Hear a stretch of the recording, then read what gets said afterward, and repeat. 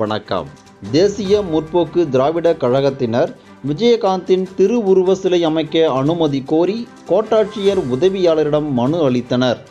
முன்னாள் சட்டமன்ற உறுப்பினரும் தேமுதிக தலைவருமான விஜயகாந்த் டிசம்பர் 28 உடல்நிலை பாதிக்கப்பட்டு உயிரிழந்தார். இவரது இறப்புக்கு தமிழகத்தில் உள்ள அரசியல் கட்சிக்கும் அப்பாற்பட்டு பொதுமக்கள், வணிகர்கள், ஏழை எளியோர், தொண்டர்கள் என ஏராளமான பொதுமக்கள் அஞ்சலி செலுத்தினர்.